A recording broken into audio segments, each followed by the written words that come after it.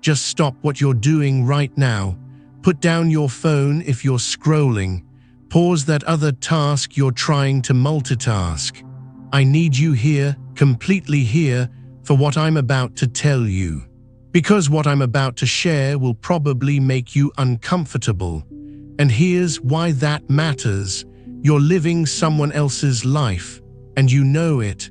That voice in your head right now. The one saying, I don't have time for this, or I should be doing something else. Listen to it carefully, because that's not your voice.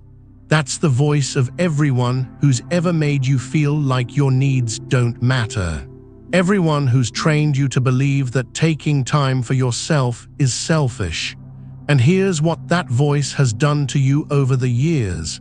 While you've been busy making everyone else happy, you've been disappearing, piece by piece, yes by yes, smile by fake smile, until you became a ghost in your own life.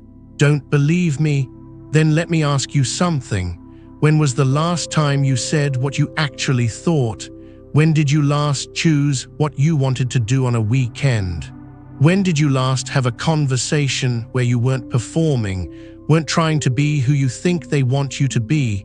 Can't remember? Then you're exactly where I was, where millions of us are right now. But here's what changed everything for me. 1,400 years ago, in a mountain monastery in ancient China, a young monk named Weii Ming discovered he had completely erased himself trying to please everyone. What his master taught him that night didn't just save his life, it revealed one of the most powerful secrets in all of Zen Buddhism. A secret about why we disappear, why we can't say no, why we feel guilty for wanting anything for ourselves, and most importantly, how to find your way back to the person you were before the world taught you to hide. This isn't about becoming selfish. This is about becoming real. Are you ready to meet yourself again? Weii Ming's story begins exactly where yours might be right now, with the best of intentions and the worst possible results. Picture this: a 16-year-old boy climbing the mountain path to Golden Summit Monastery for the first time. His heart full of devotion, his mind clear about his purpose. He wanted to serve. He wanted to be good. He wanted to make everyone proud. Sound familiar? Maybe you recognize that eager-to-please energy from your own life. Weii Ming threw himself into monastery life with the kind of enthusiasm that makes everyone smile and nod approvingly. Every morning, he woke before dawn to sweep the meditation hall, not because it was his assigned duty, but because he wanted to. When the elder monks needed tea prepared, Weii Ming was already boiling water. When visitors arrived seeking spiritual guidance, Weii Ming rushed to serve their meals and clean their quarters. Such a selfless young man, the monks would whisper to each other, never thinks of himself, only of others. And Weii Ming glowed with pride every time he heard those words. Because that's what good monks do, right? They sacrifice themselves for others. They put everyone else's needs first. They never complain, never ask for anything, never make anyone uncomfortable by having needs of their own. But here's where the story takes a turn that might hit too close to home. After 3 years of this relentless people-pleasing, something strange began happening to Weii Ming. He started feeling tired all the time, not just physically, but deeply, bone-deep tired. The kind of exhaustion that sleep doesn't fix. More troubling, he began to notice that people were treating him differently. Not with more respect, as he'd expected, but with a casual dismissiveness that confused him.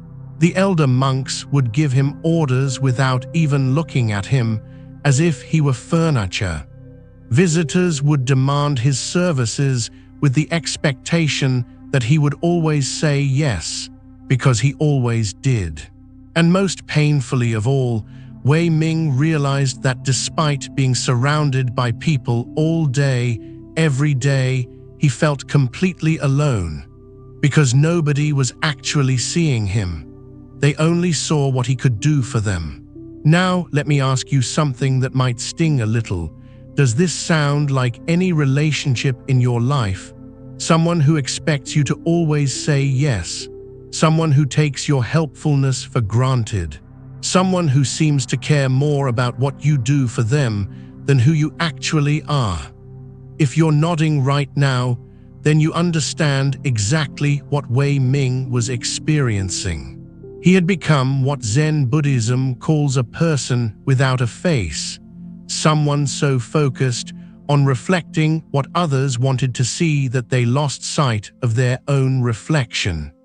This is where Master Leu enters the story and where everything changes. Master Leu was the oldest monk at Golden Summit Monastery. He'd been there for over 50 years, and unlike the others, he had a habit of really looking at people, not just glancing at them, but seeing them. And what he saw when he looked at Weii Ming worried him deeply. One evening, as Weii Ming hurried past carrying water buckets for the kitchen, Master Leu called out to him with a voice that cut through all the noise of Weii Ming's racing thoughts. "Weii Ming, come sit with me." Weii Ming set down the buckets and approached nervously. He wasn't used to being asked to sit and just be. There was always something to do, someone to help, some way to be useful. "Master Leu, I have many tasks to complete before the evening meal. Perhaps we could speak later." But Master Leu's eyes held him steady. "The tasks will wait. Sit." And so Weii Ming sat, though his whole body was tense with the urge to be doing something productive, something helpful, something that would make someone else happy. Master Leu studied him for a long moment, then asked the question that would shatter Weii Ming's world. "Tell me, Weii Ming, if a stranger came to this monastery and I asked them to describe you, not what you do for others, but who you are, what would they say?" Weii Ming opened his mouth to answer, then closed it. He tried again, then stopped, because he realized, with a growing sense of horror, that he had no idea what the answer was. Who was Weii Ming beyond his helpfulness, beyond his willingness to say yes, beyond his ability to anticipate what others needed? He couldn't say. Let me pause here and ask you the same question Master Leu asked Weii Ming. If someone had to describe who you are, not your job, not your relationships, not what you do for others, but who you fundamentally are as a person, what would they say? Can you answer that question easily? Or are you sitting there, like Weii Ming, realizing that you've become so busy being what others need that you've forgotten who you actually are? Master Leu watched the realization dawn on Weii Ming's face, and his expression filled with gentle compassion. "Ah," he said softly, "I see the problem now." "What problem, Master?" Weii Ming whispered, though part of him already knew. "You have lost your original face. In Zen Buddhism, your original face isn't about physical appearance.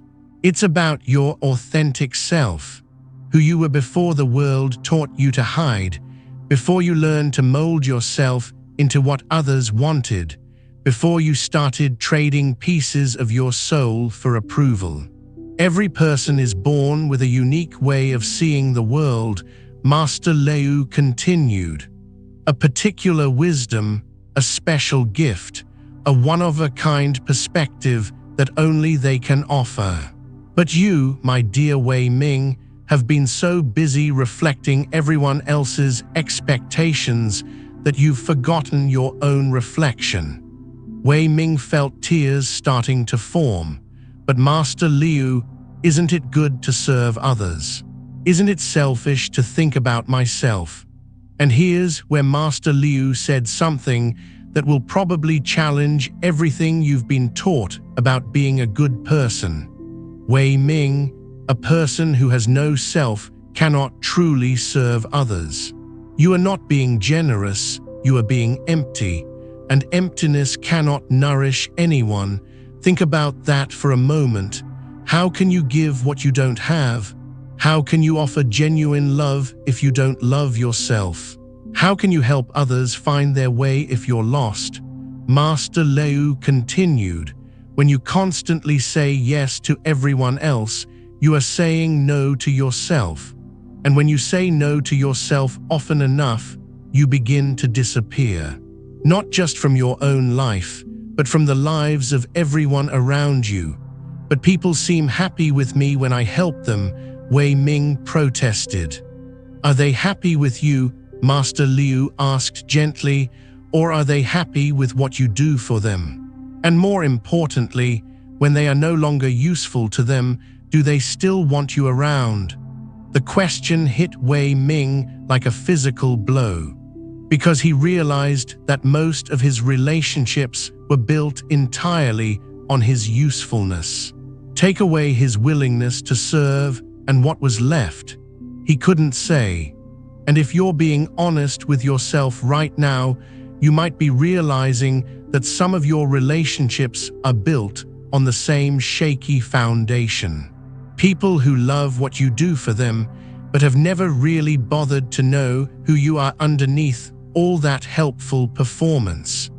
Master Leu stood up and placed a gentle hand on Weii Ming's shoulder. Tomorrow evening, when the moon is full, meet me by the reflecting pond behind the monastery. There is something I must show you, something that will help you understand the difference between true service and self-abandonment. As Weii Ming watched Master Leu walk away, he felt something he hadn't experienced in years: curiosity about himself. Not about what others needed from him, not about how he could be more helpful, but about who he actually was beneath all those layers of people-pleasing.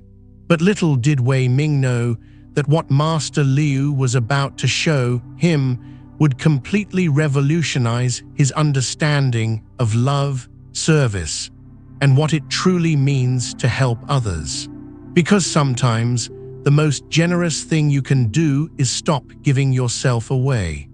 What was Master Leu going to reveal by that reflecting pond? And why would it change not just Weii Ming's life, but the way he understood human relationships forever? The next evening, Weii Ming made his way to the reflecting pond with a heart full of nervous anticipation. All day, Master Leu's question had echoed in his mind. Who are you beyond what you do for others? And all day, the silence where his answer should have been grew louder.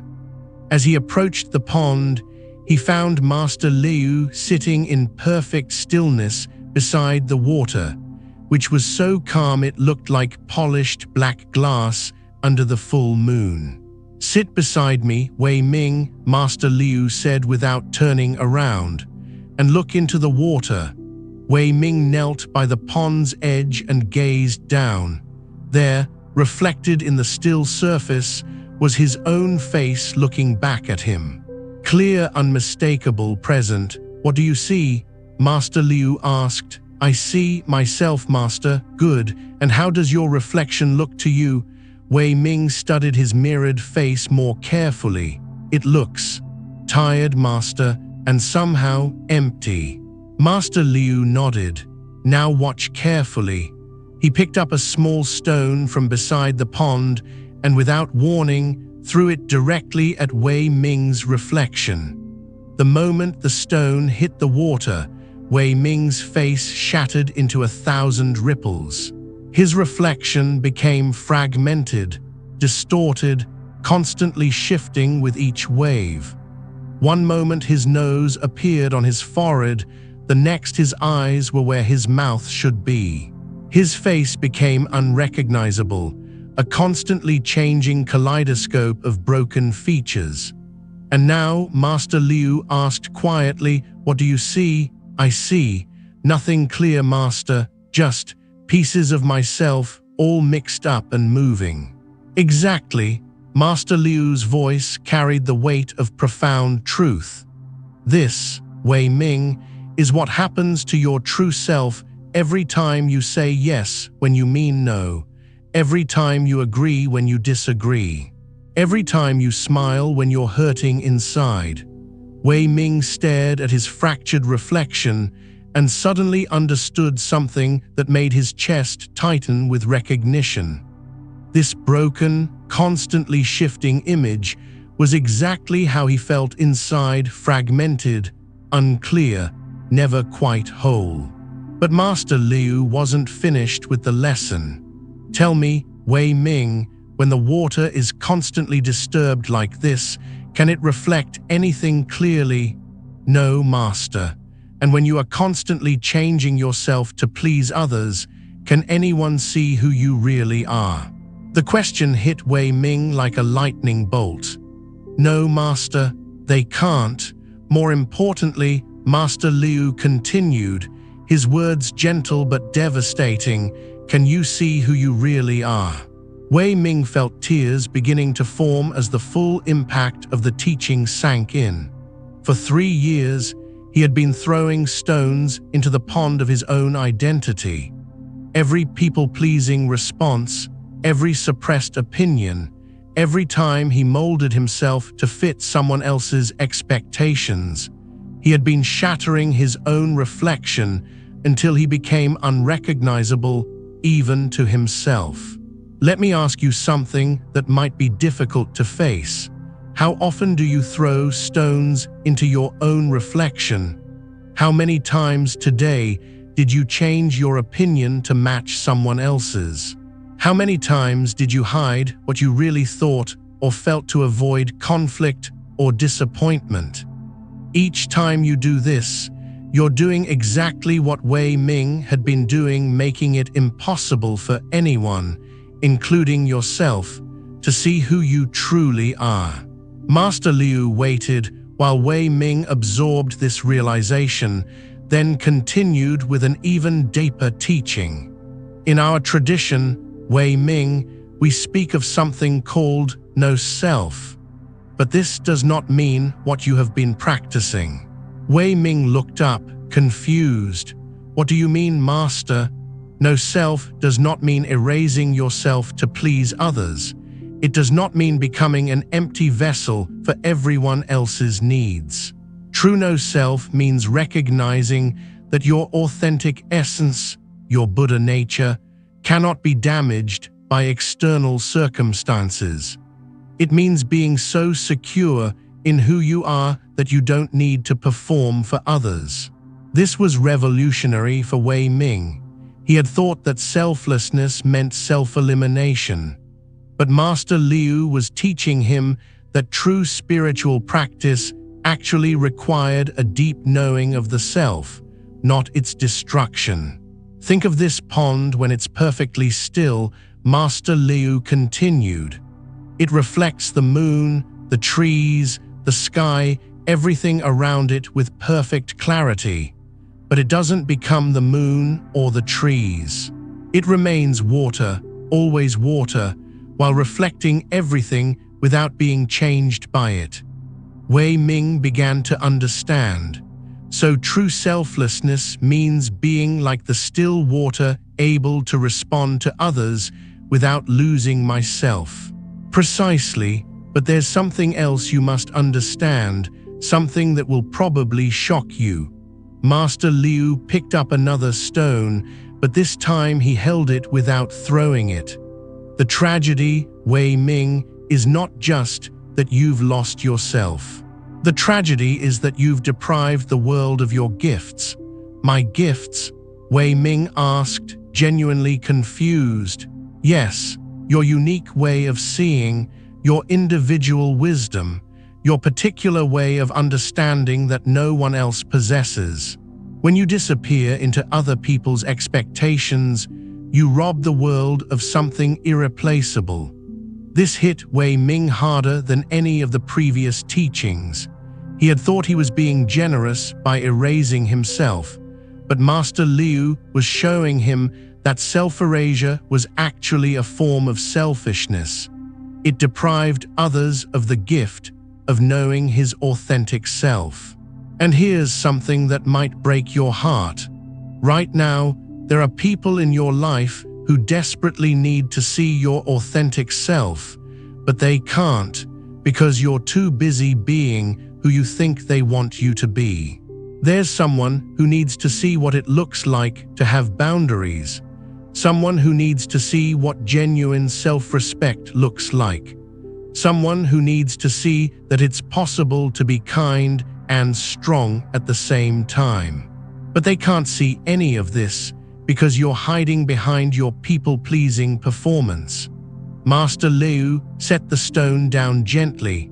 When you constantly rescue others from their own responsibilities, when you never allow them to face consequences, when you always say yes to avoid their discomfort, you rob them of the opportunity to grow strong.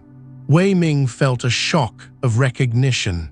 He realized that some of the monks had indeed become lazy and entitled, expecting his constant service rather than developing their own capabilities. His kindness had actually made them weaker. But Master, Weii Ming asked, how do I know when to help and when to step back? How do I serve others without losing myself? Master Leu smiled, and in that smile Weii Ming saw the wisdom of decades. Now you're asking the right question. The answer lies in understanding the difference between love and fear. Love and fear. When you help someone out of love, genuine care for their growth and well-being, you remain centered in yourself. You give from your fullness, not your emptiness. But when you help someone out of fear, fear of disappointing them, fear of being seen as selfish, fear of not being needed, you give from your wounds, and both you and they suffer. Weii Ming sat quietly, absorbing this profound distinction. Then he asked the question that would lead to his transformation. Master Leu, how do I tell the difference?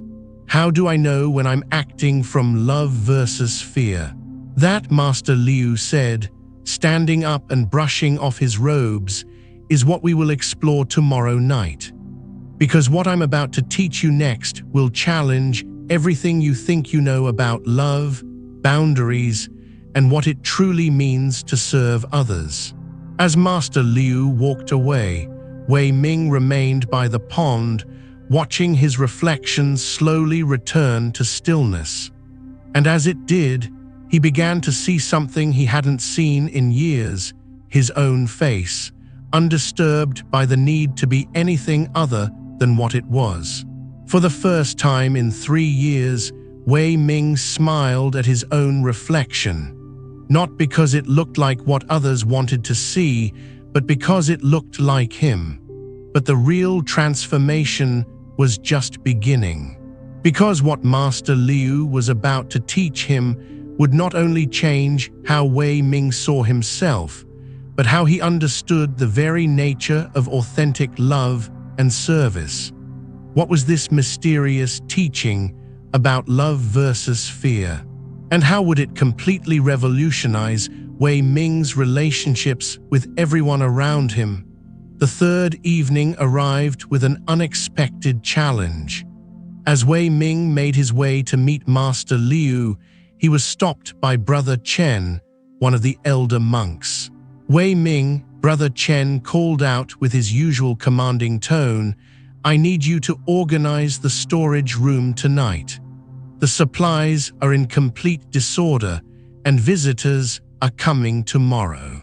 For 3 years, Weii Ming would have immediately bowed and said, "Of course, Brother Chen, right away." The words were already forming on his lips when something made him pause. Master Leu's voice echoed in his memory. When you help someone out of fear versus love, Weii Ming took a deep breath and for the first time in his life said something that felt like stepping off a cliff. "Brother Chen, I understand this needs to be done, but I have a commitment with Master Leu tonight.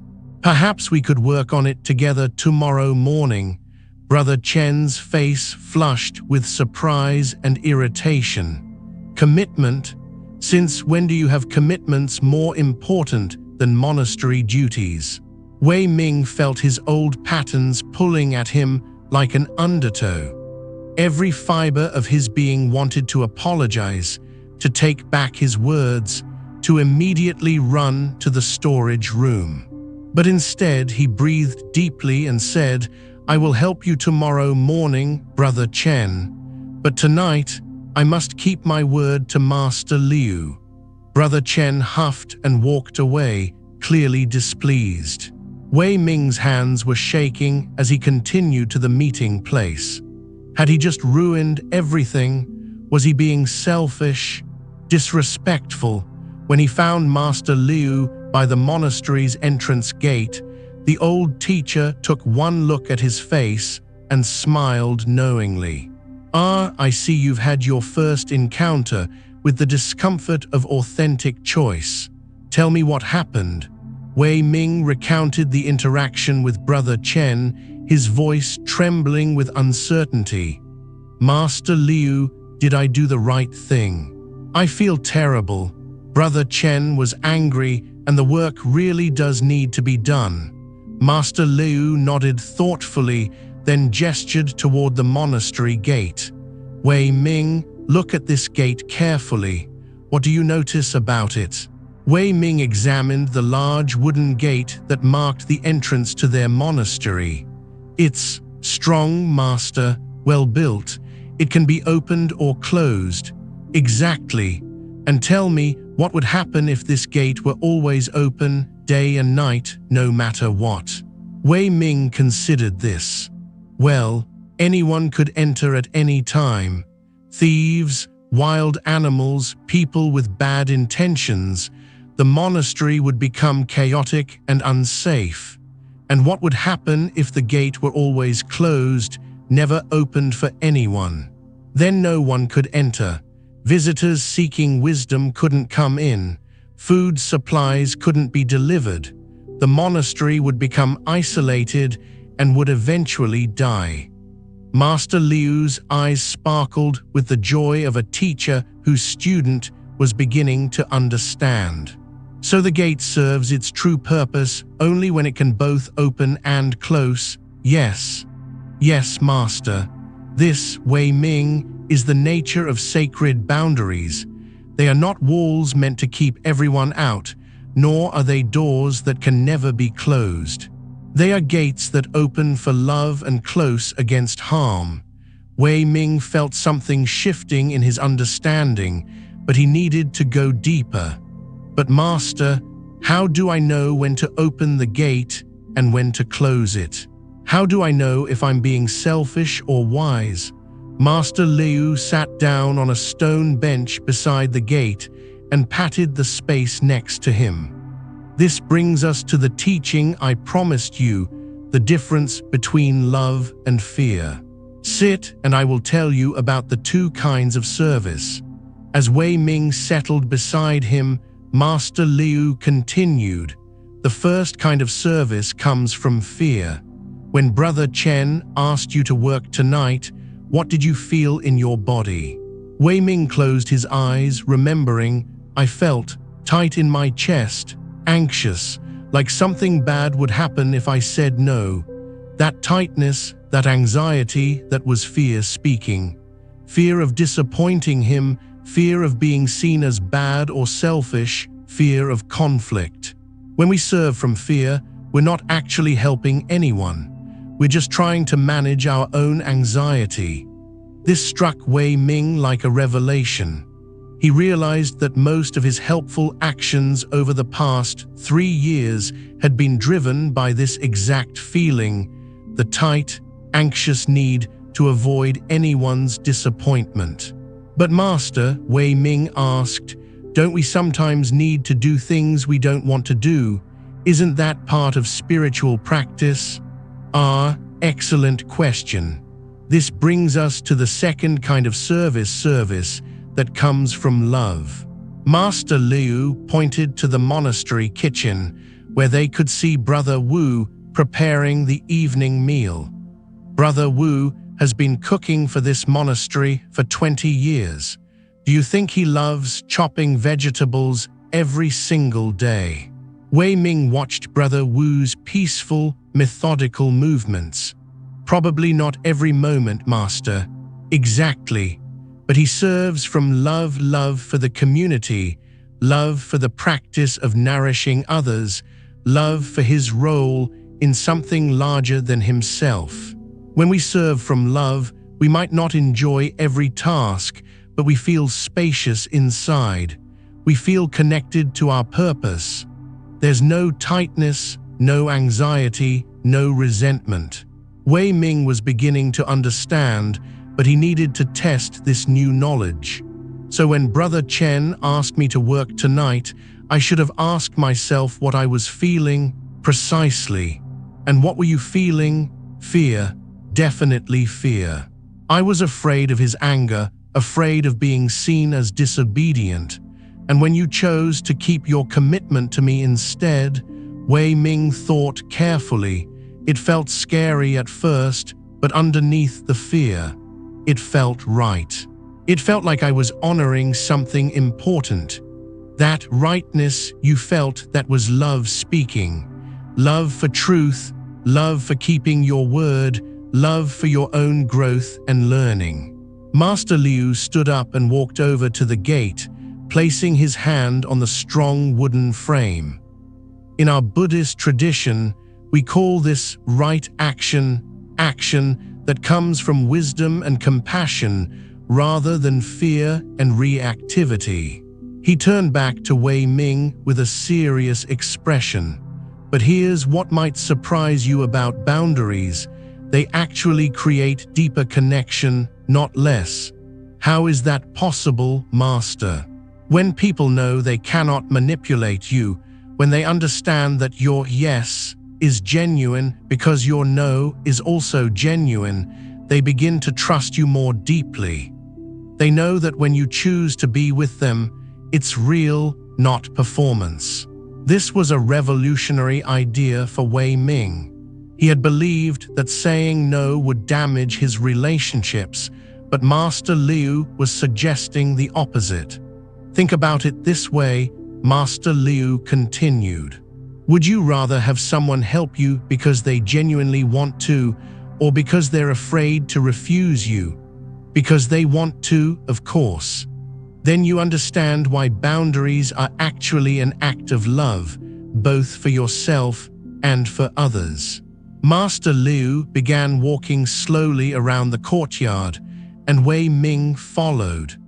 When you have no boundaries, Weii Ming, you train people to take advantage of your kindness.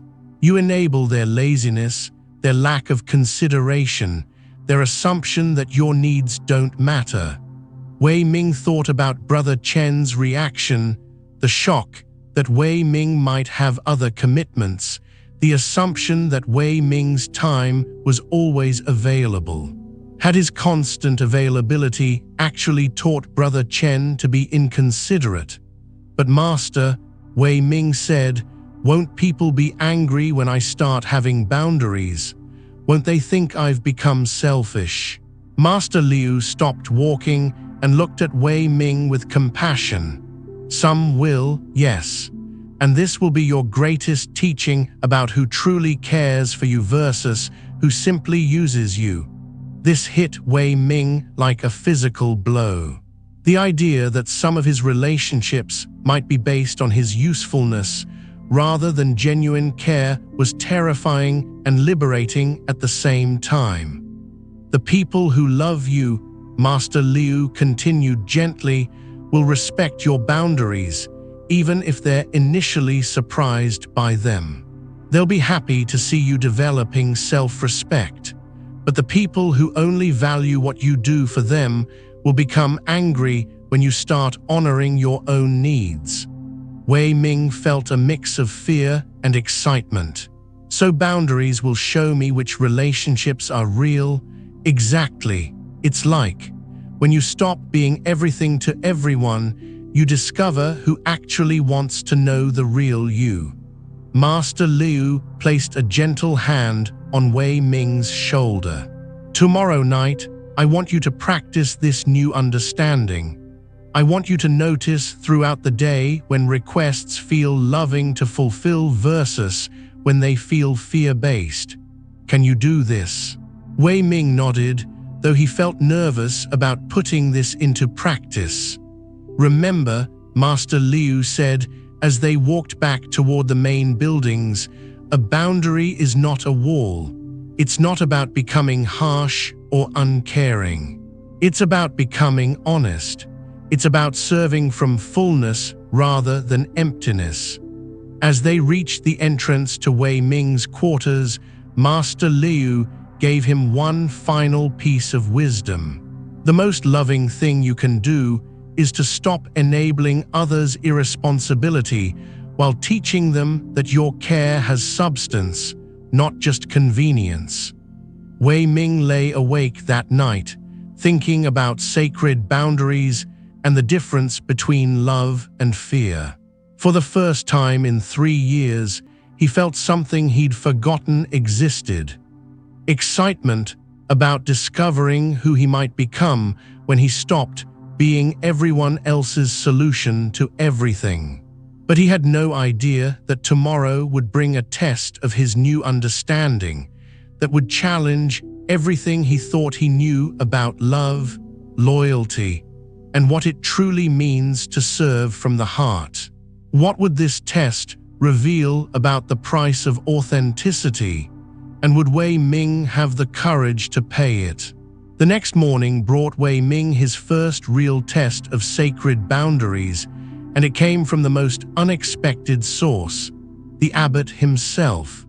Weii Ming was practicing his new awareness, noticing the difference between love-based and fear-based requests, when Abbot Yun approached him with a task that would have once sent him running to comply immediately.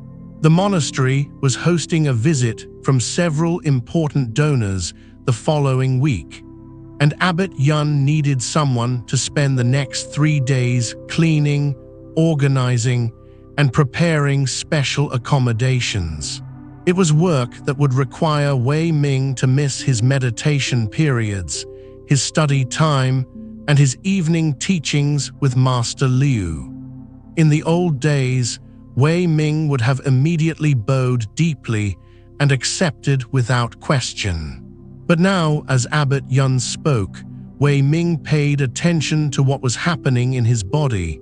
His chest tightened, his breath became shallow, his mind immediately started racing with thoughts like, if I say no, the abbot will think I'm lazy.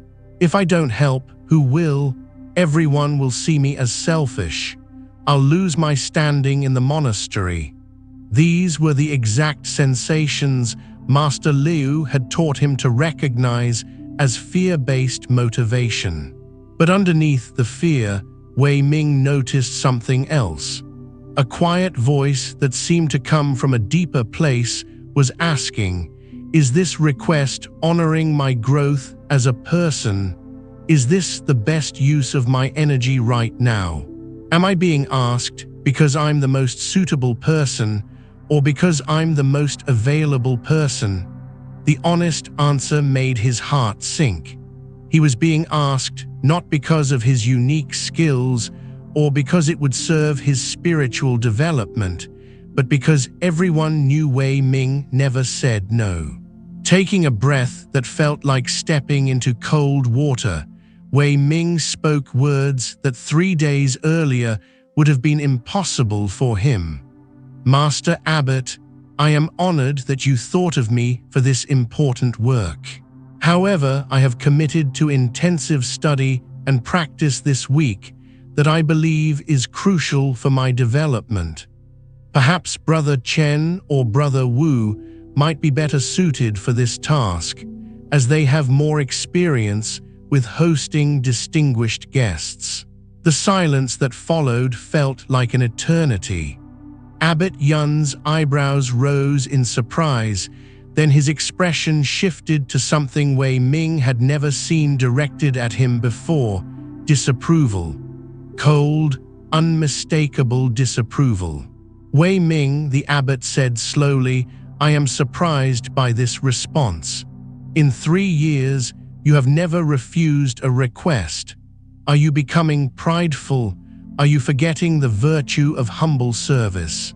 Each word hit Weii Ming like a stone, and he felt his resolve beginning to crumble. The old part of him wanted to immediately apologize, to take back his words, to restore the abbot's approval at any cost. But then he remembered Master Leu's teaching about the 2 kinds of service, and he forced himself to ask a crucial question. Was his desire to change his answer coming from love or from fear? The truth was brutally clear. He wanted to say yes, not because it would genuinely serve the monastery or his own growth, but because he was terrified of losing the abbot's good opinion. He was willing to sacrifice his authentic path to avoid disapproval. This realization hit Weii Ming like lightning. For 3 years, he had been addicted to approval like a drug, and like any addiction, it was slowly destroying him. Abbot Yun continued, "I expected better from you, Weii Ming. Perhaps you need to reflect on whether pride is growing in your heart." Weii Ming felt his face flush with shame, but underneath the shame, something else was happening. For the first time in his life, he was seeing clearly how approval-seeking had been controlling his every decision. With enormous effort, Weii Ming maintained his position.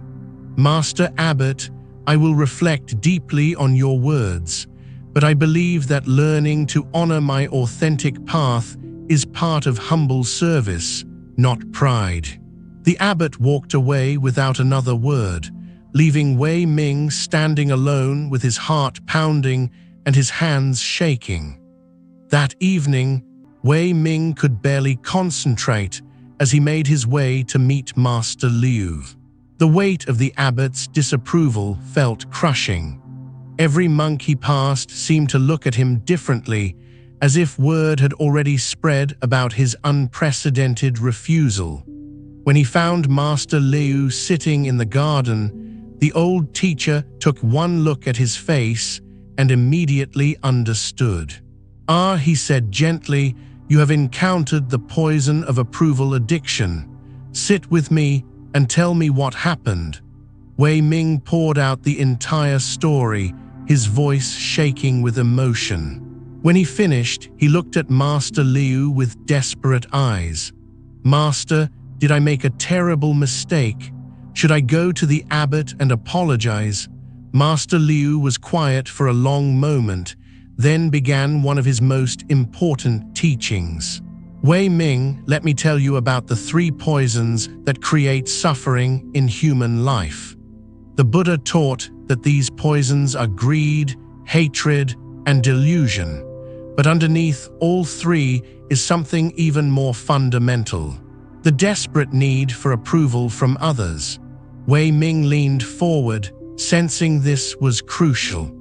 "When we are addicted to approval," Master Leu continued, "we become like a leaf in the wind, blown in whatever direction will gain us praise and avoid criticism. We lose all connection to our own inner wisdom because we are constantly looking outside ourselves for validation." Think about your 3 years in this monastery, Weii Ming. How many of your actions were truly chosen by your authentic self, and how many were performed to maintain your image as the helpful, selfless monk? The question hit Weii Ming like a physical blow. As he looked back honestly, he realized that almost everything he had done was motivated by his addiction to being seen as good, helpful, selfless. He had been performing spirituality rather than practicing it. But Master Leu had more to reveal. The tragedy of approval addiction is that it creates the exact opposite of what we think we want. When we change ourselves constantly to please others, we become untrustworthy. People sense our lack of authenticity even if they cannot name it. Weii Ming thought about his relationships in the monastery. Despite all his people-pleasing, he realized that none of the other monks had ever sought him out for real friendship or deep conversation. They used his helpfulness, but they did not truly know him or trust him with their real thoughts and feelings. Master Leu continued, "Today, when the abbot expressed disapproval, what did you learn about the nature of approval-based relationships?" Weii Ming considered this carefully. "I learned that approval can be withdrawn instantly. I learned that when someone only values your compliance, their love is conditional. I learned that seeking approval makes you a slave to other people's moods and opinions." "Exactly. And what did you learn about yourself?" "I learned that I have been living my entire life as a performance. I learned that I do not actually know what I think or want about most things because I have been so focused on what others think and want." Master Leu nodded approvingly. "This is painful wisdom, but it is true wisdom. Now, let me teach you something that may save your life: the difference between being loved and being needed." Weii Ming felt his attention sharpen. When people need you, they want you to stay small, to stay useful, to never change or grow in ways that might make you less available to them. When people love you, they want you to become fully yourself, even if it means you cannot always serve their convenience. Think about the abbot's reaction today. Was his disapproval about what was best for you or about what was convenient for him? The answer was obvious and painful. The abbot was upset because Weii Ming was no longer being the convenient, always available resource he had grown accustomed to using. "The real question," Master Leu said gently, "is this: do you want to be loved for who you are or needed for what you do?" Weii Ming felt tears starting to form. "I want to be loved for who I am, Master. But I do not even know who that is anymore." "Then your real spiritual practice is just beginning," Master Leu replied. "Because discovering your authentic self requires you to disappoint people who prefer your false self. It requires you to lose the approval of those who only valued your compliance." Weii Ming sat in silence, absorbing this truth. Finally, he asked, "Master, how do I find the courage to keep disappointing people who expect me to be who I used to be?" Master Leu smiled with infinite compassion. "By remembering that your authentic self is not just a gift to you, it is a gift to the world.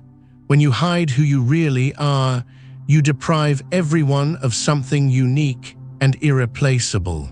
He paused, then continued, "There are people in your life who desperately need to see what it looks like to live authentically, to have healthy boundaries, to choose love over fear.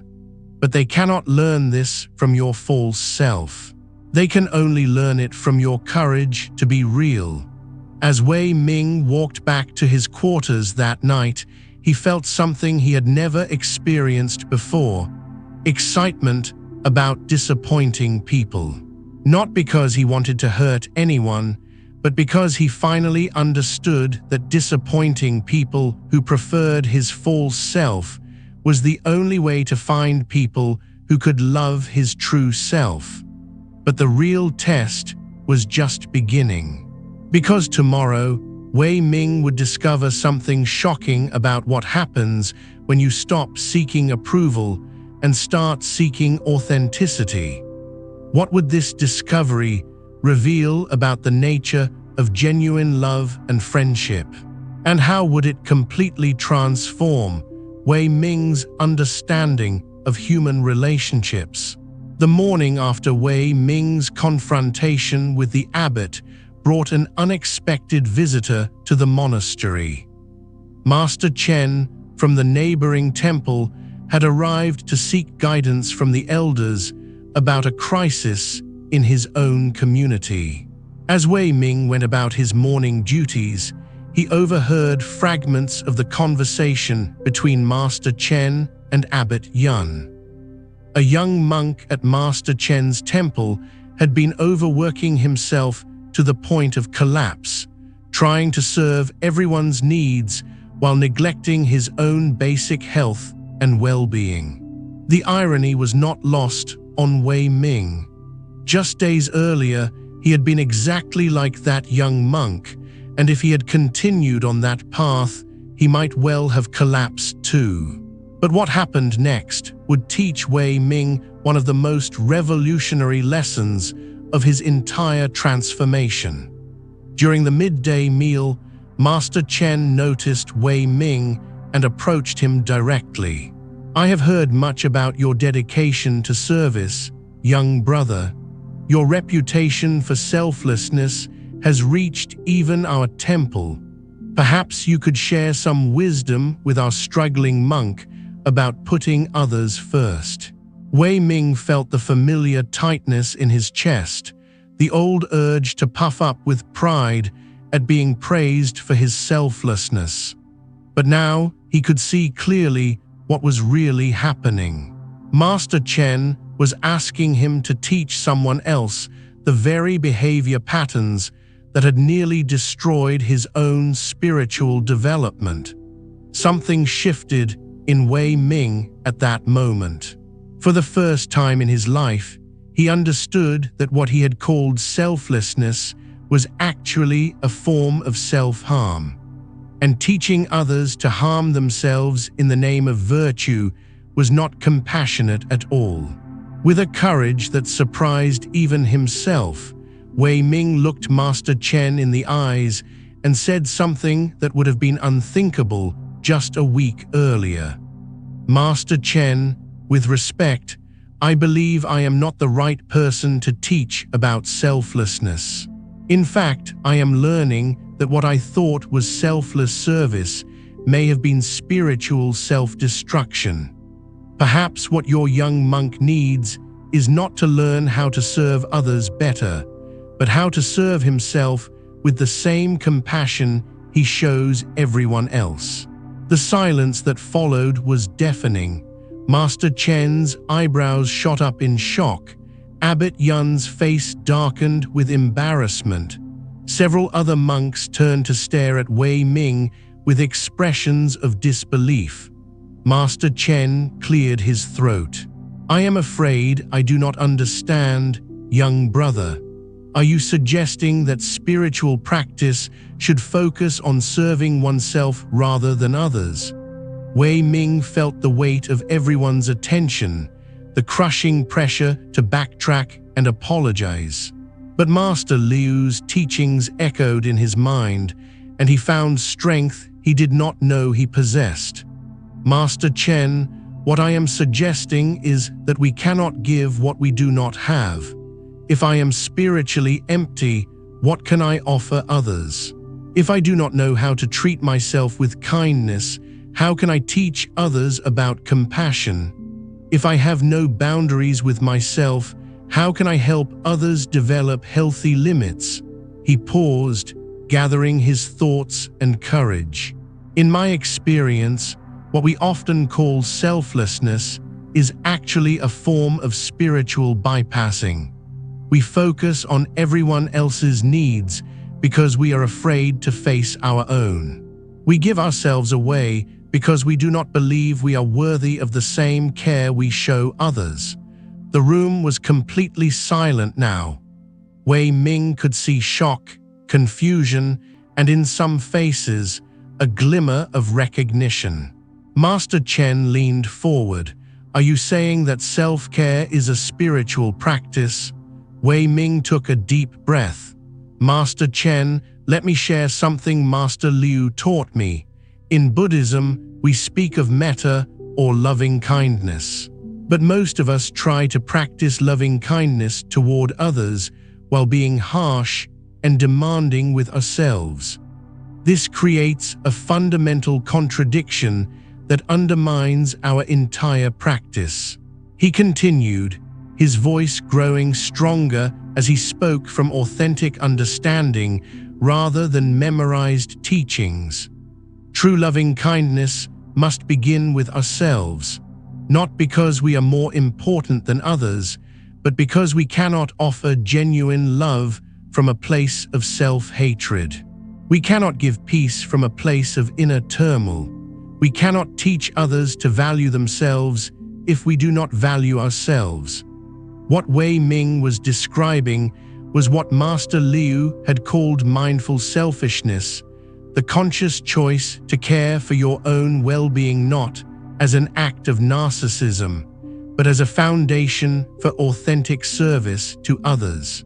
Think of it this way, Weii Ming continued, growing more confident as he saw some heads beginning to nod in understanding. If a doctor is sick and exhausted, can he properly care for his patients? If a teacher has not learned the lessons she is trying to teach, can she truly help her students? Master Chen was beginning to look intrigued rather than scandalized. You speak of caring for oneself as if it were a responsibility rather than a luxury. Exactly, Weii Ming replied. In fact, I would say that self-neglect is one of the most selfish things we can do. This statement caused another wave of shocked murmurs, but Weii Ming pressed on. When we neglect our own needs, we become resentful, exhausted, and spiritually depleted. We begin to serve others from a place of emptiness rather than fullness. Our giving becomes tainted with martyrdom, guilt-tripping, and unconscious expectations that others should appreciate our sacrifice. Weii Ming thought of his own recent pattern, how his constant availability had actually created resentment in his heart, how his unlimited giving had led him to unconsciously expect gratitude and recognition, how his self-neglect had made him increasingly bitter even as he maintained the appearance of selfless service. But when we care for ourselves with the same compassion we show others, something beautiful happens. We begin to serve from overflow rather than emptiness. Our giving becomes joyful rather than obligatory. We can truly put others' needs first when appropriate, because we have also honored our own needs. Master Chen asked the question that Weii Ming could see forming in many minds. But how do we distinguish between healthy self-care and simple selfishness? Weii Ming smiled, remembering his own confusion about this exact issue. The difference lies in intention and awareness. Selfish behavior seeks to take from others, to put personal comfort above all other considerations, to avoid responsibility for our impact on others. Mindful self-care seeks to fill our own cup so that we can pour out more effectively for others. He paused, then offered a practical example. If I skip meditation and study to help others with tasks they could easily do themselves, I am not being selfless. I am enabling their laziness while depleting my own spiritual resources. But if I maintain my meditation and study schedule so that I can offer others guidance from a place of wisdom rather than empty busyness, that is true service. The distinction was becoming clearer to his listeners. Weii Ming could see understanding dawning on several faces. Master Leu taught me to ask myself these questions before any act of service. Am I giving from love or from fear? Am I helping this person grow stronger or am I enabling them to stay dependent? Will this action nourish both of us, or just one of us at the expense of the other? Master Chen nodded slowly. These are profound questions, young brother.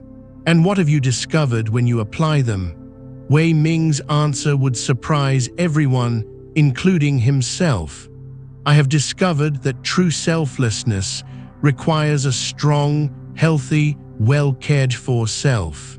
I have learned that the most loving thing I can do is to stop rescuing others from their own growth opportunities. I have found that when I take responsibility for my own well-being, I free others to take responsibility for theirs. But perhaps most importantly, he continued, I have realized that my old pattern of self-sacrifice was actually a form of hidden selfishness.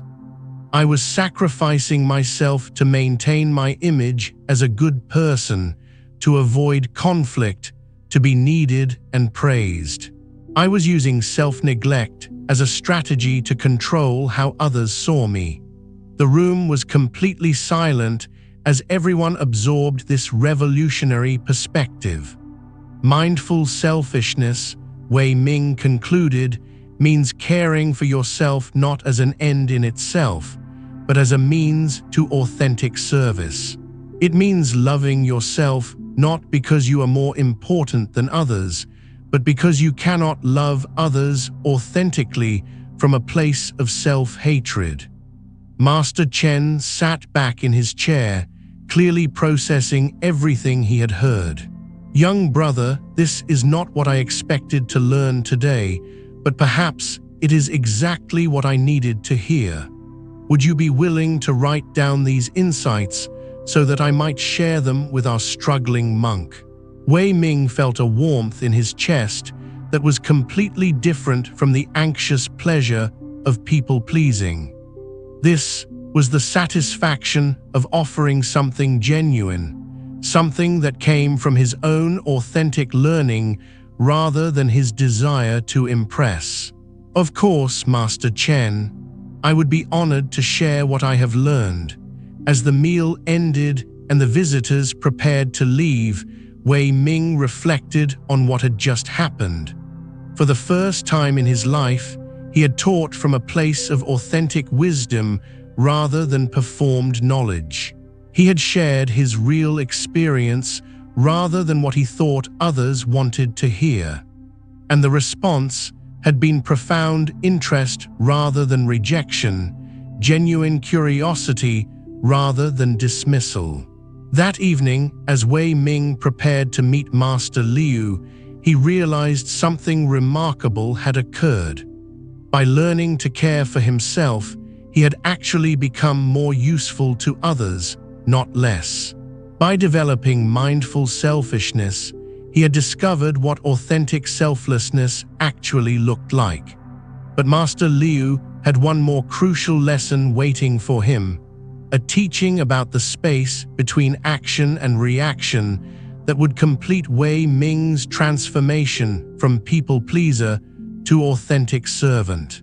What was this final piece of the puzzle?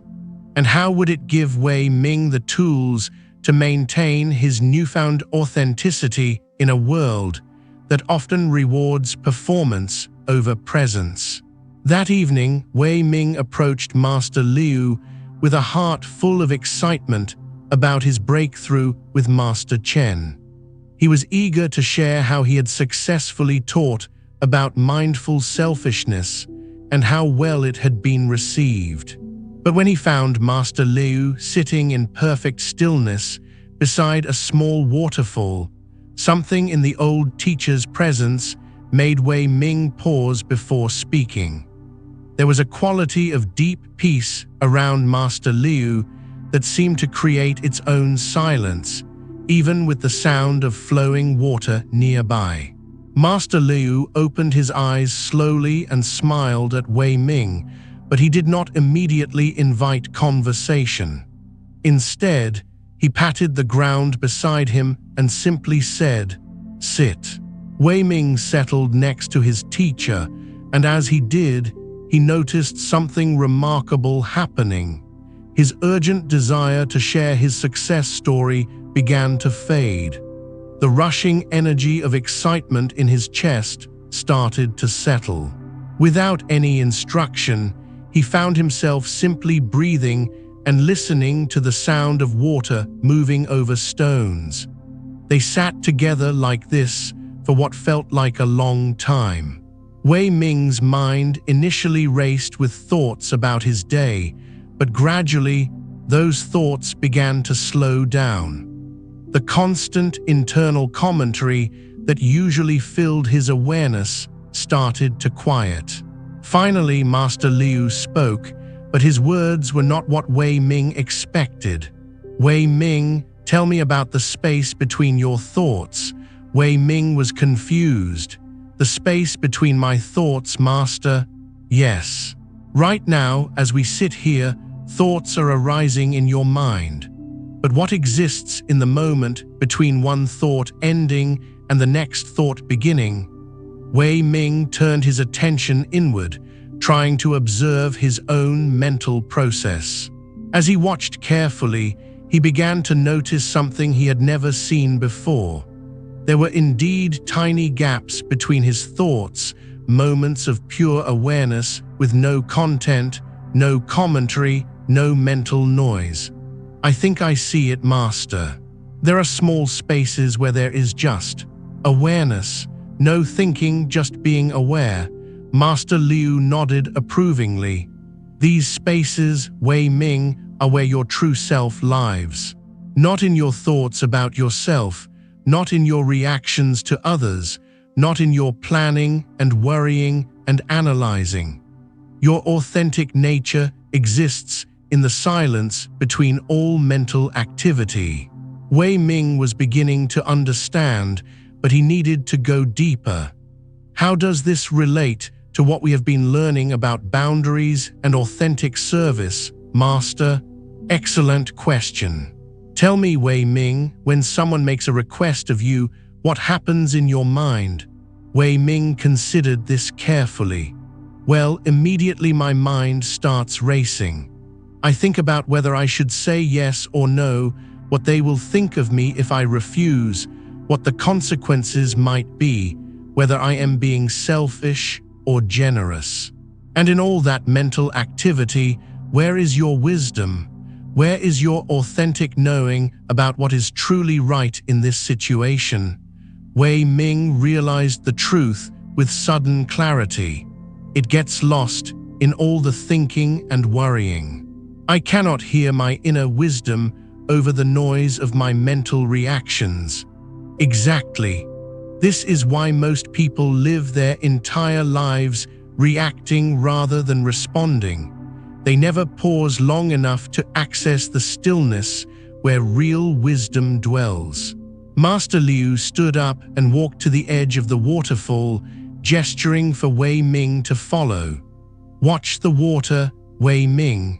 See how it flows around the rocks without resistance, without internal debate about whether it should go left or right. The water does not think its way around obstacles. It simply responds from its essential nature." Weii Ming watched the water's effortless movement and began to understand what Master Leu was teaching. This is what we call Wu Wei in our tradition, action that arises from stillness rather than from mental reactivity. But to access this natural wisdom, we must learn to find the silence between our automatic reactions. Master Leu picked up a small stone and held it in his palm. When someone makes a request of you, instead of immediately thinking your way to an answer, what if you paused? What if you breathed? What if you listened to the silence within yourself before responding? Weii Ming felt something shift in his understanding. "You mean I do not have to react immediately? I can take time to feel what is true before responding." "Not only can you, Weii Ming, you must. Because your first reaction is almost always conditioning, not wisdom.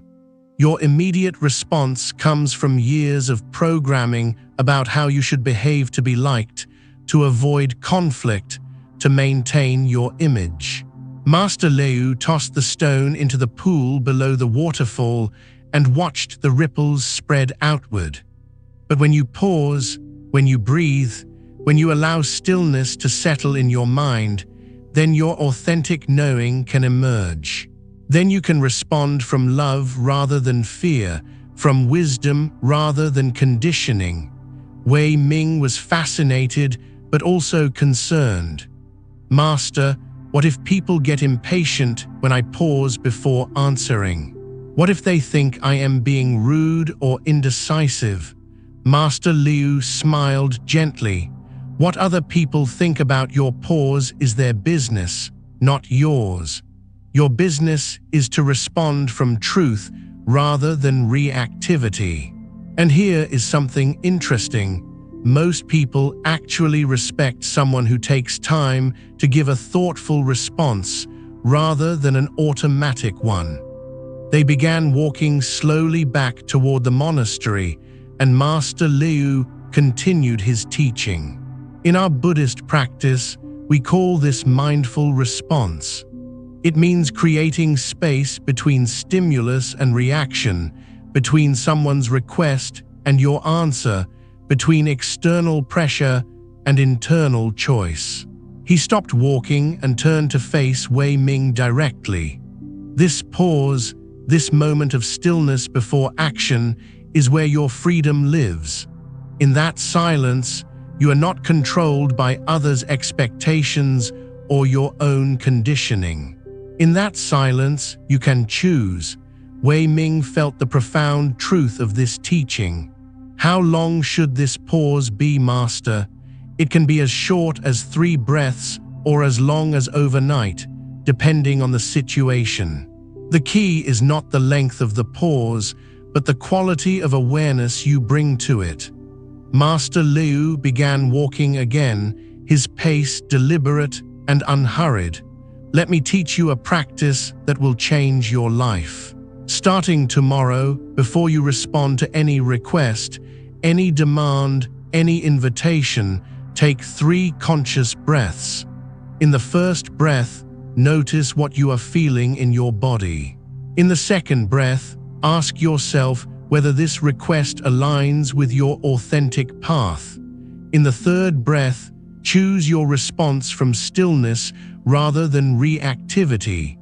Weii Ming committed this practice to memory, sensing its power. But Master, what if I discover in that stillness that I want to say no to things I have always said yes to? What if my authentic response disappoints people? Then you will finally be living your real life instead of a performance. And those who are meant to be in your life will respect your authenticity, while those who only valued your compliance will reveal their true nature. They had reached the entrance to the monastery, and Master Leu paused one final time. Weii Ming, remember this. In the silence between action and reaction, you discover who you really are. In the pause between request and response, you find your authentic voice. In the stillness between external demand and internal choice, you locate your freedom. As Weii Ming prepared to enter the monastery, Master Leu offered one last piece of wisdom. Tomorrow, you will have many opportunities to practice this teaching. Some requests will feel aligned with your authentic path, and you will say yes from a place of joy. Others will feel like obligations driven by fear, and you will practice saying no with kindness. Both responses can be acts of love when they arise from stillness rather than reactivity. That night, Weii Ming lay in his bed practicing this new awareness. Instead of his mind immediately jumping to the next day's tasks and potential demands, he simply breathed and rested in the silence between thoughts. For the first time in years, he felt truly peaceful. not because all his problems were solved, but because he had found the place within himself that was naturally calm, naturally wise, naturally free. He realized that all his people-pleasing, all his desperate seeking for approval, all his self-abandonment had been attempts to find externally what had always existed internally. He had been looking for peace, love, and acceptance from others when these qualities lived in the very silence of his own being. But Weii Ming had no idea that tomorrow would bring his greatest test yet. A situation that would require every ounce of his newfound wisdom about boundaries, authenticity, and responding from stillness rather than reactivity. What would this ultimate challenge reveal about the price of transformation? And would Weii Ming have the courage to choose authenticity even when it meant losing everything he had previously valued? The morning after learning about the silence between actions, Weii Ming woke with an unusual sense of clarity. For the first time in months, his mind was not immediately flooded with anxiety about all the people he needed to please and tasks he needed to complete. But as he walked to the morning meditation, he encountered something that would test his newfound inner stillness in an unexpected way. Brother Chen was standing outside the meditation hall, speaking loudly to Brother Wu about Weii Ming's recent changes in behavior. Weii Ming could not help but overhear the conversation, and what he heard made his stomach clench with familiar anxiety. "I am telling you, Brother Wu, something has gone wrong with Weii Ming. He is becoming selfish and prideful. Did you see how he refused the abbot's request? Did you hear him speaking about putting himself first? This is not the humble monk we used to know." Brother Wu nodded gravely. "I have noticed the change too. He seems different, less willing to help, more concerned with his own interests. Perhaps the other monks are influencing him poorly." Weii Ming felt his newfound peace shatter like glass. His mind immediately began racing with all the familiar thoughts. "They are right. I am becoming selfish. Everyone thinks I have changed for the worse. Maybe I should go back to being helpful and agreeable. Maybe I was wrong to start setting boundaries." But then he remembered Master Leu's teaching about the 3 breaths before responding. Instead of immediately acting on his anxiety, Weii Ming paused and took a conscious breath. In that first breath, he noticed what was happening in his body: tight chest, shallow breathing, the familiar knot of fear in his stomach. In the second breath, he asked himself, "Is what they are saying actually true, or is this their discomfort with my growth?"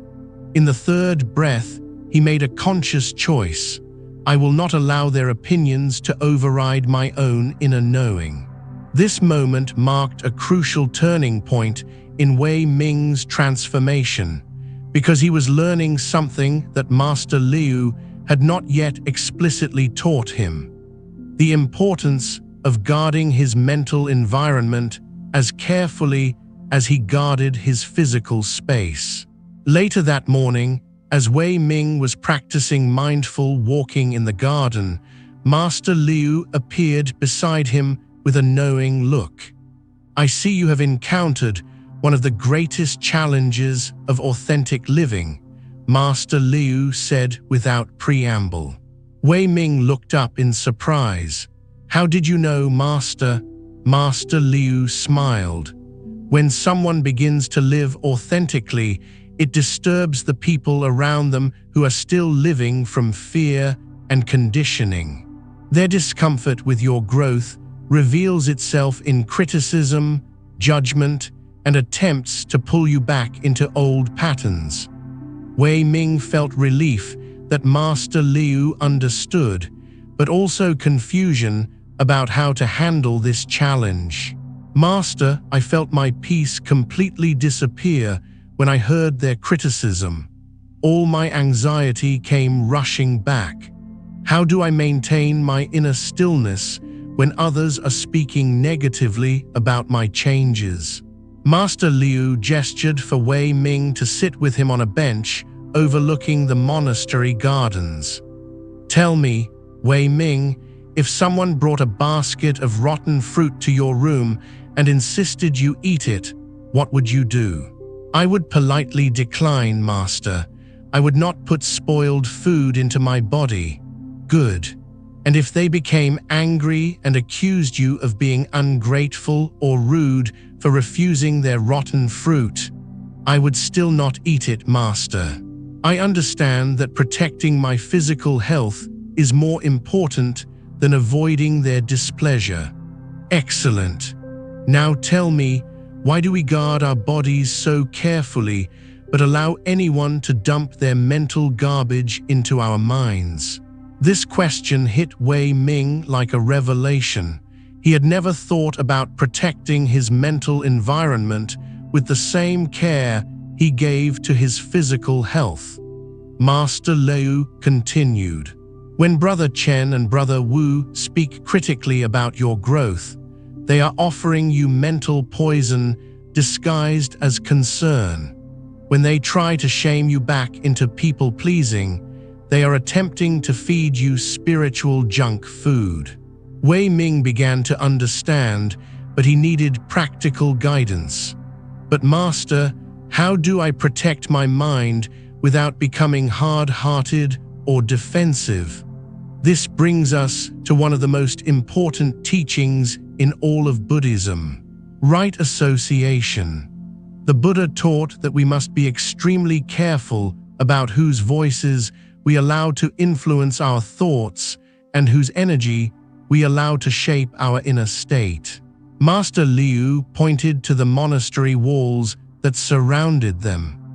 These walls were not built to keep people out permanently, but to create a sacred space where spiritual practice could flourish without constant interference from worldly distractions.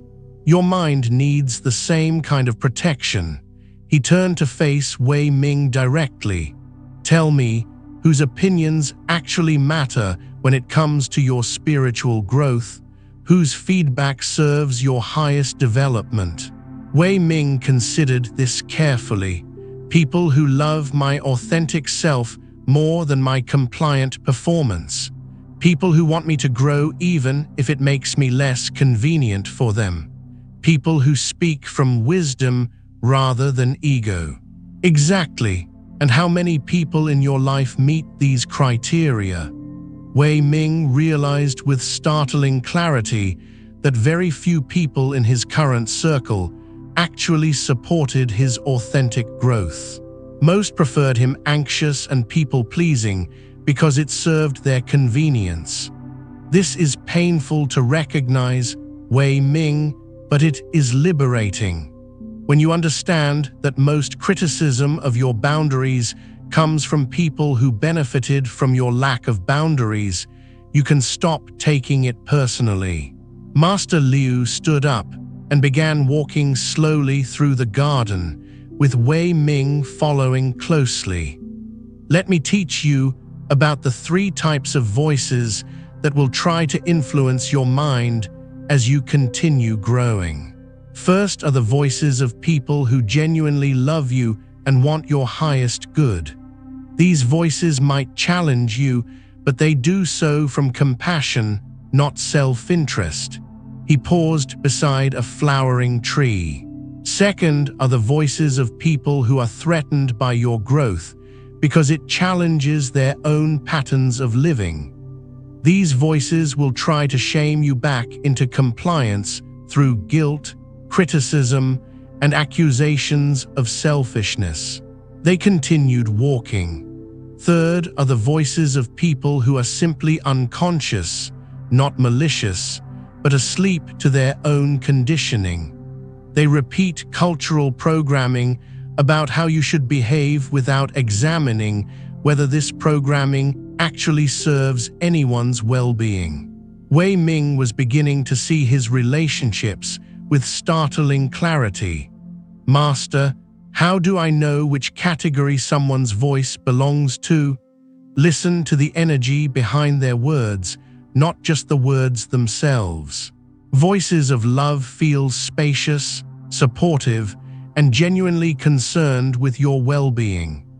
Voices of threat feel tight, demanding, and focused on returning you to behavior that serves their comfort.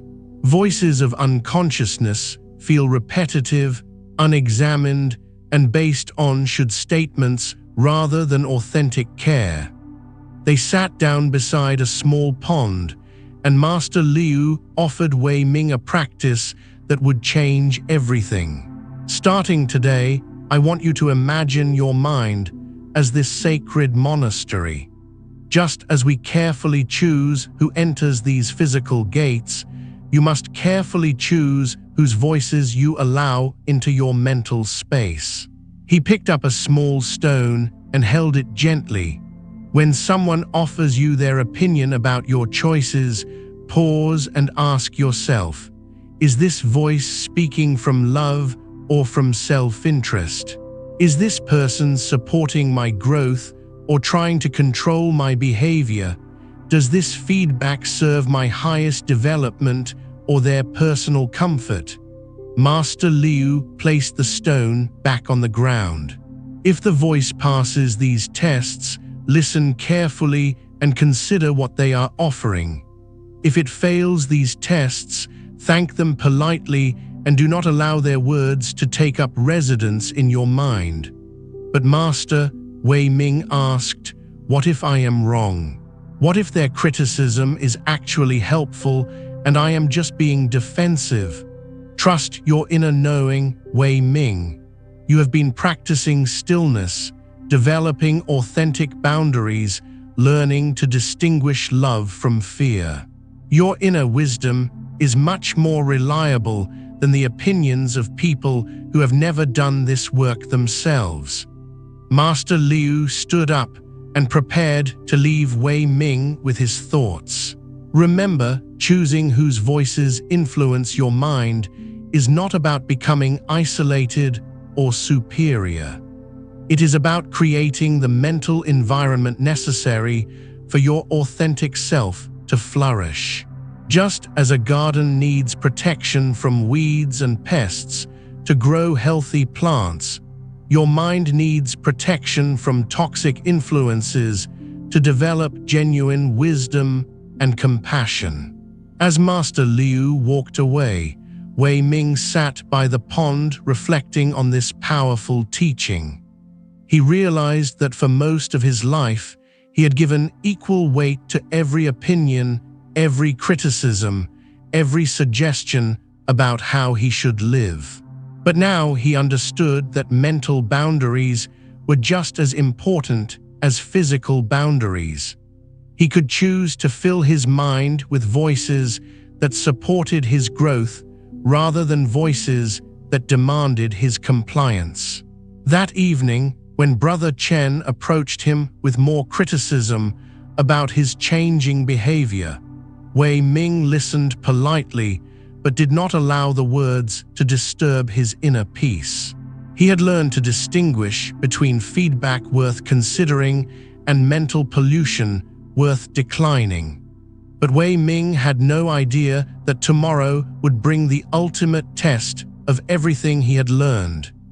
A challenge that would force him to choose between his old life of approval-seeking and his new life of authentic being. What would this final test reveal about the true cost of transformation? And would Weii Ming have the strength to pay the price for becoming genuinely himself? The ultimate test came exactly 1 week after Weii Ming's transformation began, and it arrived in the form of the monastery's most important annual event, the Festival of Compassion. For 3 years, Weii Ming had been the unofficial coordinator of this festival. He had organized everything from guest accommodations to meal preparations, from ceremonial arrangements to cleanup afterward.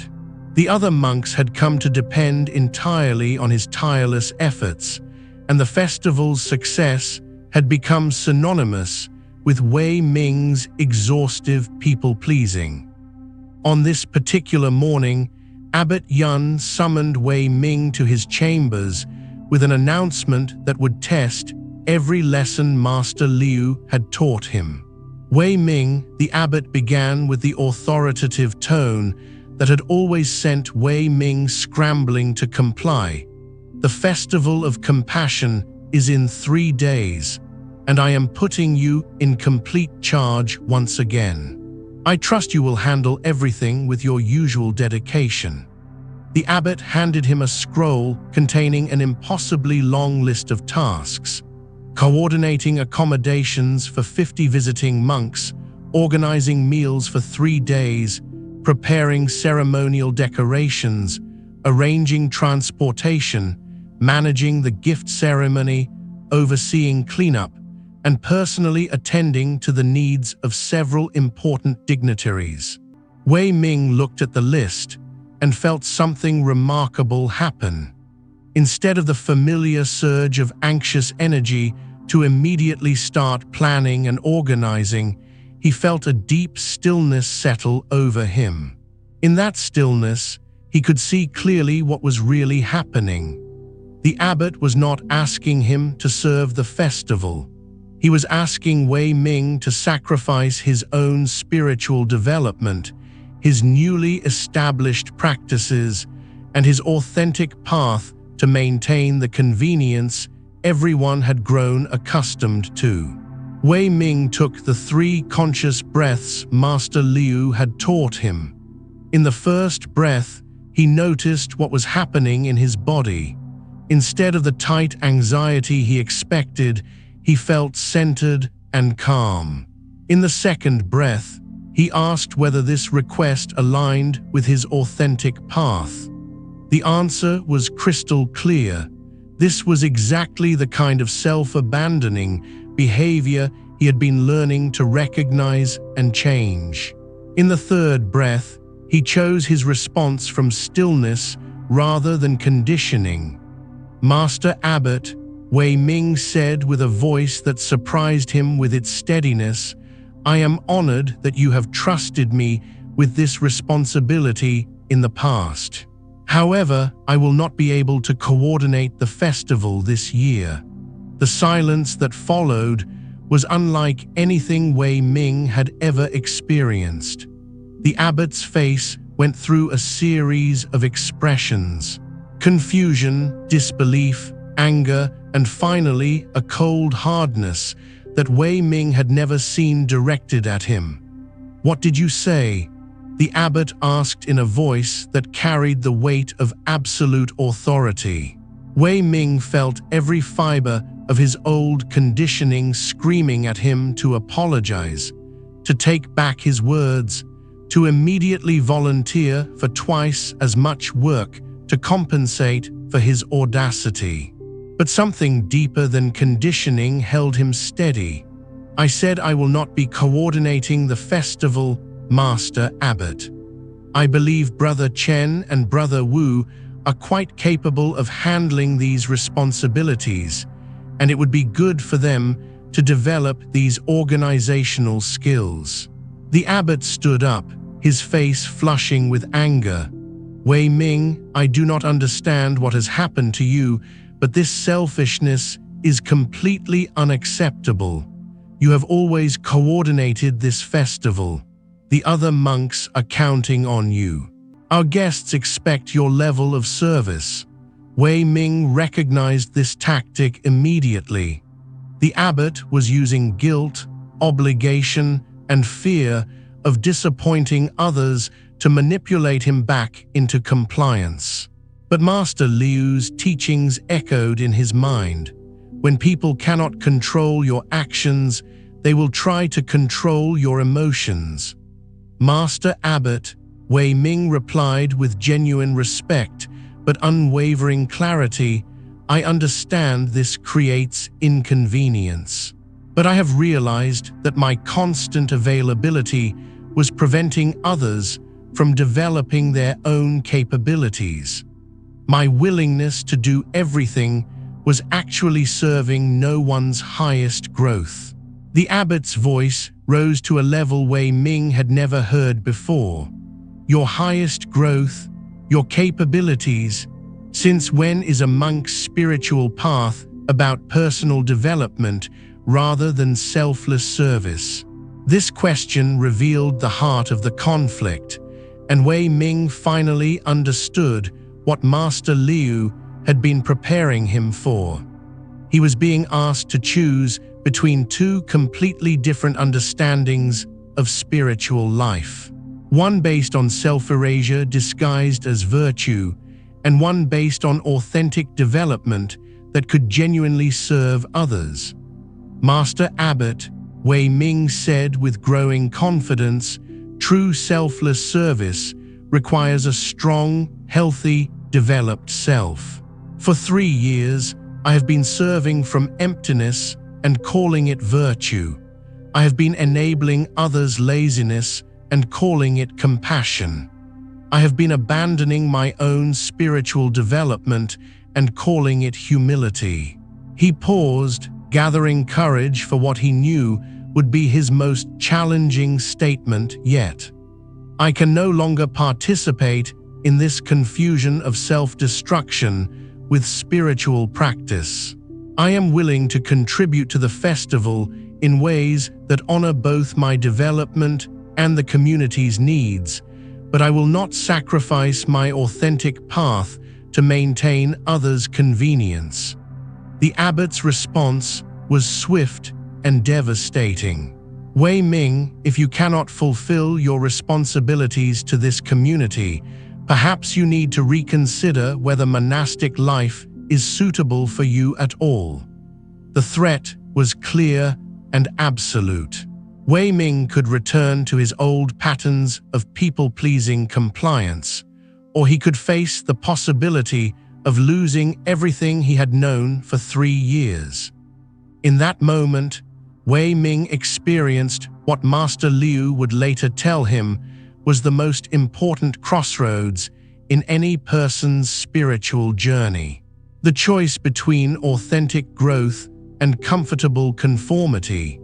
He thought about his old life of constant anxiety, endless tasks, and the gradual disappearance of his own identity. He thought about the peace he had found in Master Leu's teachings, the joy of discovering his authentic voice, the relief of learning that he could serve others without destroying himself. And then he made the choice that would change his life forever. Master Abbot, I would be deeply saddened to leave this monastery, as it has been my home and my community, but I cannot return to living as a ghost in my own life. If staying here requires me to abandon everything I have learned about authentic spiritual practice, then perhaps it is time for me to find a community that supports both individual development and genuine service. The abbot stared at Weii Ming for a long moment, and Weii Ming could see the shock of realizing that his ultimate threat had not worked. For the first time in their relationship, Weii Ming was not afraid of the abbot's disapproval. Very well, the abbot said coldly, you have 3 days to reconsider your position. If you have not committed to coordinating the festival by then, we will discuss your departure from our community. As Weii Ming left the abbot's chambers, his heart was pounding, but not with fear. For the first time in his life, he had chosen authenticity over approval, growth over comfort, truth over convenience. That evening, when he shared the day's events with Master Leu, the old teacher's response surprised him. Weii Ming, do you know what you have just accomplished? I think I may have just lost my home and my community, Master. Master Leu shook his head with a gentle smile. No, my dear student, You have just graduated from spiritual childhood into spiritual adulthood. You have chosen to be disliked for who you are rather than liked for who you are not. He placed a hand on Weii Ming's shoulder. This is the uncomfortable truth about growth that most people never learn. Authentic development requires you to disappoint people who preferred your unconscious version. It requires you to lose relationships that were based on your compliance rather than your genuine self. Weii Ming felt a mixture of sadness and liberation. Master, what if I am making a mistake? What if I am just being selfish and stubborn? Master Leu's eyes sparkled with wisdom. Weii Ming, let me ask you this. In the past week, as you have been practicing boundaries and authenticity, have you become more loving or less loving, more compassionate or less compassionate, more peaceful or less peaceful? Weii Ming considered this carefully. More loving, Master, more compassionate, much more peaceful. Then you have your answer. True spiritual growth always leads to greater love, compassion, and peace. If your changes are leading you toward these qualities, then you are moving in the right direction, regardless of others' opinions. The next morning would bring the festival preparations, and Weii Ming would discover something remarkable about what happens when you stop rescuing others from their own responsibilities. But first, he had to navigate the most difficult part of any transformation. The period when your old life is dying, but your new life has not yet fully emerged. What would Weii Ming discover about the courage required to live authentically?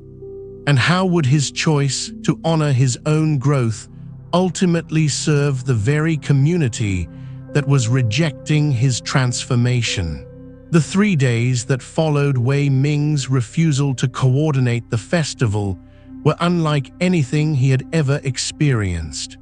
For the first time in 3 years, he was not running frantically from task to task, not anticipating everyone's needs, not sacrificing his own spiritual practice to serve others' convenience. Instead, he maintained his regular meditation schedule, continued his studies, and observed what happened when he stopped being everyone's solution to everything. What he witnessed was both shocking and liberating. On the first day, chaos seemed to reign. Brother Chen approached 3 different monks asking who would handle the guest accommodations, only to be told that everyone assumed Weii Ming was taking care of it. Brother Wu discovered that no one had ordered the special ingredients needed for the festival meals, because they had all been waiting for Weii Ming to organize the food preparation. By midday, a small crisis meeting had formed in the main hall, with several monks standing around looking helpless and frustrated. But here is what Weii Ming noticed as he watched from a distance. Instead of rushing in to fix everything as he had always done before, he felt a deep peace. He was not responsible for other people's lack of planning. He was not required to rescue adults from the consequences of their own assumptions. By the second day, something remarkable began to happen. Brother Chen, faced with the reality that Weii Ming was not going to step in, actually started organizing the guest accommodations himself. He discovered that he was quite capable of managing these details when he stopped expecting someone else to do it for him. Brother Wu, realizing that the meals would not prepare themselves, gathered 2 younger monks and created an efficient food preparation team. They even came up with some creative menu solutions that improved on previous year's offerings. Most surprisingly, the other monks began working together in ways they never had when Weii Ming was handling everything. They communicated more directly, collaborated more effectively, and took genuine ownership of their contributions. Weii Ming realized he was witnessing the natural result of what Master Leu had taught him about enabling versus empowering. By constantly rescuing others from their responsibilities, he had actually weakened the entire community. His removal from the caretaking role was forcing everyone to develop capabilities they had forgotten they possessed. On the evening of the second day, as Weii Ming sat in meditation, he experienced something profound. For the first time since arriving at the monastery, he felt completely present in his own life. He was not projecting into the future, worrying about tasks that needed completing. He was not carrying the weight of everyone else's problems on his shoulders. He was simply here, now, breathing, existing as himself. In that moment, Weii Ming understood what Master Leu had meant by his original face. This peaceful, centered, authentically present awareness was who he had always been underneath all the performance and people-pleasing. This was his true nature, which had been waiting patiently for him to stop being busy enough to notice it. The third day brought an unexpected visitor to Weii Ming's meditation spot. Brother Wu approached him quietly and sat down nearby, saying nothing for several minutes. Finally, Brother Wu spoke, and his words changed everything. "Weii Ming, I owe you an apology. For 3 years, I have been lazy and dependent, allowing you to carry responsibilities that should have been shared among all of us. I called it appreciating your service, but I see now that I was taking advantage of your inability to say no." Weii Ming looked at Brother Wu with surprise and growing understanding. Brother Wu continued, "These past 2 days, having to actually organize and work together, I realized how much I had been coasting on your efforts. More than that, I realized how much I had been avoiding developing my own capabilities because it was easier to let you do everything." He paused, looking directly at Weii Ming. "I also realized something else. In the past week, even though you have been less available to help with tasks, you have become more present as a person.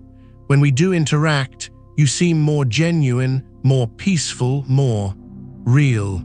This observation struck Weii Ming powerfully. He had been so afraid that setting boundaries would damage his relationships, but Brother Wu was telling him the opposite had happened. "I think," Brother Wu said thoughtfully, "that we all preferred the version of you that was always helpful because it was convenient for us. But I suspect we are going to discover that we respect the version of you that is authentic much more, even if it is less convenient." That evening, Weii Ming shared this conversation with Master Leu, who smiled with the satisfaction of a teacher whose student was finally understanding the deepest lessons. Weii Ming, what Brother Wu discovered, is something most people never learn. When you stop being everything to everyone, you become something real to someone.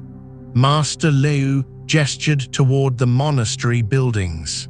"For 3 years, you were like a ghost haunting these halls, always present, but never really seen, always helping, but never really known. Now that you have substance, people can actually encounter you." Weii Ming felt the truth of this deeply. In his people-pleasing days, his interactions had been functional but not personal. People related to his helpfulness, not to his authentic self. Now, even though some monks were uncomfortable with his changes, others were beginning to see and relate to the real person underneath the performance. But Master Leu had one more crucial insight to share. "Tell me, Weii Ming, how do you feel about Brother Chen and the other monks who are still critical of your transformation?" Weii Ming considered this carefully. "I feel compassionate toward them, Master. I understand their discomfort because I remember what it felt like to live in fear of other people's disapproval. But I also feel clear that their criticism comes from their own conditioning, not from wisdom about what serves my highest development." "Excellent, you have learned to see their reactions as information about their internal state rather than truth about your worth. This is spiritual maturity."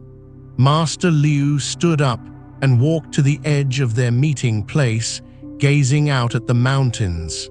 "There is something else you must understand, Weii Ming. Your transformation is not just personal, it is rippling outward and affecting everyone around you. By choosing authenticity, you are giving others permission to examine their own patterns of people-pleasing and self-abandonment." Weii Ming had not considered this broader impact. Some will be grateful for this permission and will begin their own journey toward authenticity. Others will be threatened by your example because it challenges them to examine patterns they are not ready to change. Both reactions are natural, and neither is your responsibility to manage.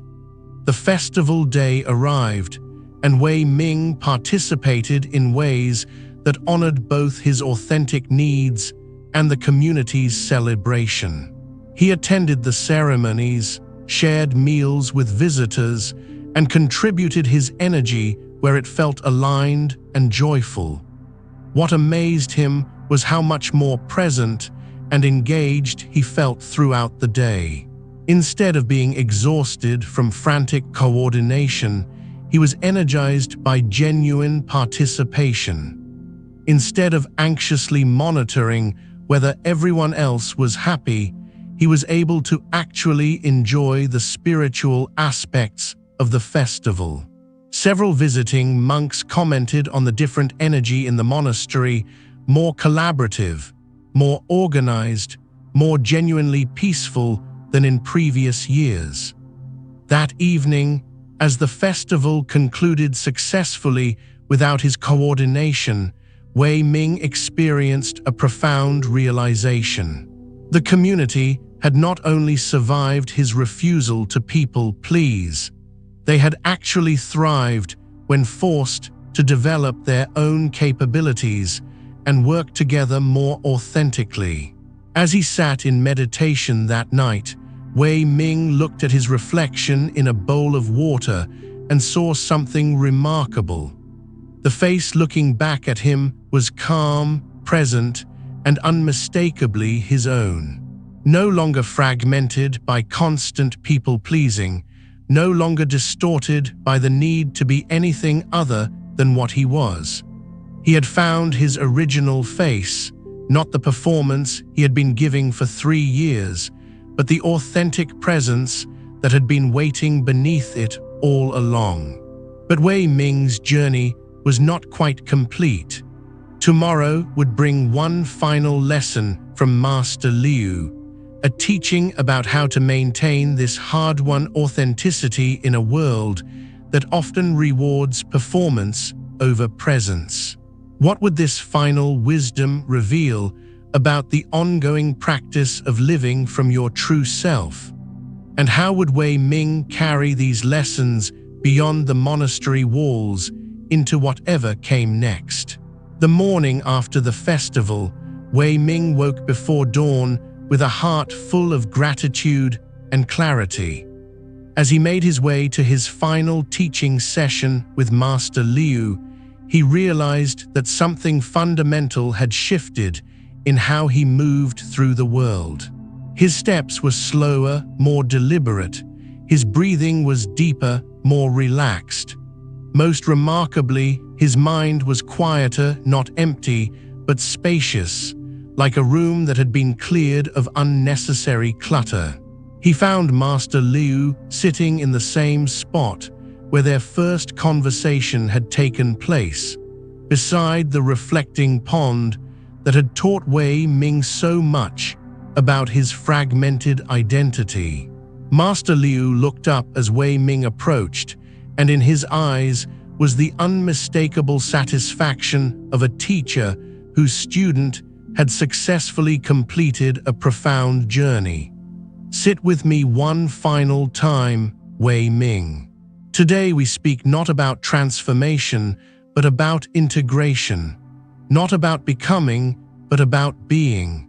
Weii Ming settled beside his teacher, feeling the weight and joy of everything he had learned over the past weeks. "Tell me," Master Leu began, "what do you see when you look into the water now?" Weii Ming gazed into the still surface of the pond. His reflection looked back at him, clear and undisturbed. "I see myself, Master, just myself. Not fragmented, not performing, not trying to be anything other than what I am." "And how does that feel?" Weii Ming smiled, recognizing the profound simplicity of his authentic presence. "It feels like coming home to someone I had forgotten existed." Master Leu nodded approvingly. "This is your original face, not something you needed to create or achieve, but something you needed to uncover. Now comes the real practice. How do you maintain this clarity when you return to the world beyond these monastery walls?" Weii Ming felt a flicker of anxiety. "Master, how do I stay authentic when I encounter people who prefer my old patterns? How do I maintain boundaries when others pressure me to return to people-pleasing?" "These are the right questions, Weii Ming. Let me give you practices that will serve you for the rest of your life." Master Leu stood up and began walking slowly around the pond, with Weii Ming following. First practice, morning intention setting. Each day, before you engage with others, spend 5 minutes connecting with your authentic self. Not planning your day, not worrying about tasks, but simply remembering who you are beneath all the roles you play. He paused, letting this settle. Ask yourself each morning, what does my authentic self need today? How can I honor both my own well-being and my genuine desire to serve others? What would love do in the situations I am likely to encounter? They continued walking.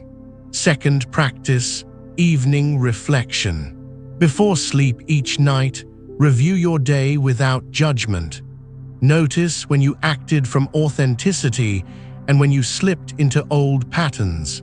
Celebrate the moments of genuine choice and learn from the moments of unconscious reaction. Weii Ming was committing these practices to memory, sensing their importance. Third practice, the pause before responding. We have spoken of this before, but it bears repeating. Whenever someone makes a request or demand of you, take 3 conscious breaths before answering. In that space, choose your response from wisdom rather than conditioning. They had completed 1 full circle around the pond. Master Leu stopped and faced Weii Ming directly, but perhaps most importantly, remember this: maintaining authenticity is not about being perfect. It is about being conscious. You will sometimes slip back into people-pleasing patterns. You will occasionally say yes when you mean no. You will sometimes prioritize others' comfort over your own growth. Weii Ming felt relief at this acknowledgement of human imperfection. When this happens, do not judge yourself harshly. Simply notice what occurred, understand what triggered the old pattern, and consciously choose authenticity in the next moment. Growth is not about eliminating all conditioning, but about responding to conditioning with awareness rather than automatic compliance. Master Leu picked up a small stone and held it gently. Weii Ming, there is something else you must understand about this path you have chosen. Living authentically means you will sometimes be misunderstood, criticized, and rejected by people who preferred your false self. He tossed the stone into the pond, creating gentle ripples. This is not a sign that you are doing something wrong. It is a sign that you are doing something real. Not everyone will appreciate your authenticity, but those who do will love you more deeply than anyone ever loved your performance. Weii Ming watched the ripples spread outward, understanding that his own authenticity would continue to create waves of influence he might never fully see. Master Leu continued with his final teaching. There will be people in your life who benefit from your lack of boundaries, who profit from your people-pleasing, who find your compliance convenient. When you change, they may try to guilt you back into old patterns by calling you selfish, ungrateful, or changed for the worse. His voice became even more gentle. Remember in these moments that people who truly love you want you to grow, even when your growth requires them to adapt. People who only value your compliance do not actually love you, they love what you do for them. They sat back down beside the pond, and Master Leu offered Weii Ming his most practical guidance. As you move forward in life, choose your relationships consciously. Spend time with people who celebrate your authenticity rather than people who punish it. Seek friends who support your boundaries rather than friends who constantly test them. Build connections with those who encourage your growth rather than those who prefer your stagnation. Weii Ming felt the wisdom of this guidance deeply.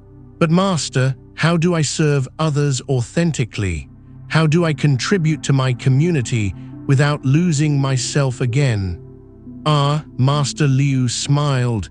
This is the beautiful paradox of authentic living. When you serve from fullness rather than emptiness, when you give from choice rather than obligation, when you help from love rather than fear, your service becomes infinitely more powerful. He gestured toward the monastery buildings. Look what happened during the festival.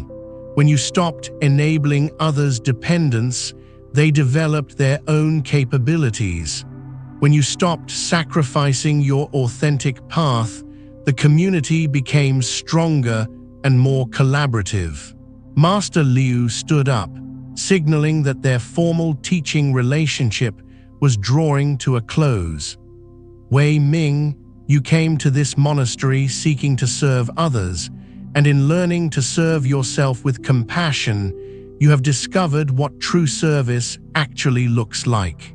You sought to be good, and in accepting your authentic self, you have found genuine goodness. Weii Ming felt tears of gratitude beginning to form.